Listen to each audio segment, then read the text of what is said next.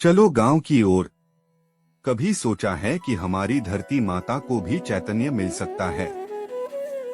आइए एक अनोखे आत्म साक्षात्कार कार्यक्रम में भाग लें। 23 फरवरी से 21 मार्च तक यानी परम चैतन्य दिवस से जन्म दिवस तक पूरे भारत में एक साथ सहज योग कृषि प्रचार प्रसार टीम द्वारा आयोजित आत्म साक्षात्कार कार्यक्रम चलो गांव की ओर। स्वयं परम पूज्य माताजी श्री निर्मला देवी का भी कुछ ऐसा ही कहना था कि सहज योग को गांवों में शहरों की अपेक्षा अधिक प्रचारित और प्रसारित करना जरूरी है। शहरों में यह अपने आप फैल जाएगा, लेकिन सहजयोगियों को गांवों में सहज योग का प्रसार करना चाहिए ताकि किसानों की समस्याएं और दुखों का समाधान हो सके। हम ग्रामीण क्षेत्रों में सहज योग का प्रचार करके एक क्रांति भी ला सकते हैं। इसीलिए हम सहज योगियों का विजन मिशन स्टेटमेंट यही है कि ग्रामीण क्षेत्रों में सहज योग और सहज कृषि का विस्तार, शांति और समृद्धि, दूसरी हरित क्रांति की ओर कदम। अब आप जानना चाहेंगे कि आखिर सहज योग से होता क्या है। जैसे बीज अपने आप अंकुरित होते हैं, वैसे ही श्री माताजी की कृपा से हमारी सुषुप्त दिव्य कुंडलिनी शक्ति भी सहज रूप से जागृत होती है।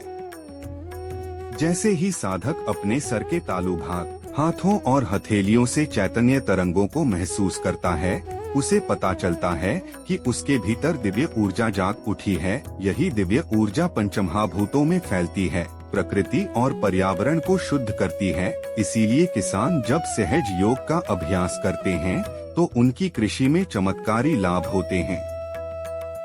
चलिए अब सीखते हैं कि कैसे किया जाए सहज कृषि। सहज कृषि तकनीक 4 आसान कदम। पहला कदम, सहज योग ध्यान सीखें। सहजयोगी किसान नियमित रूप से और निःशुल्क सहज योग ध्यान सिखाते हैं।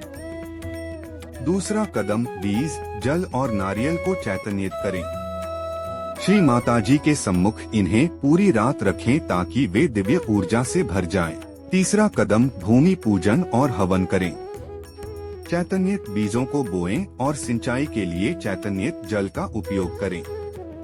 चौथा कदम, दैवीय स्पंदनों चैतन्य से फसलों का पोषण करें। नियमित ध्यान और चैतन्य के माध्यम से फसलों की वृद्धि को समर्थन दें।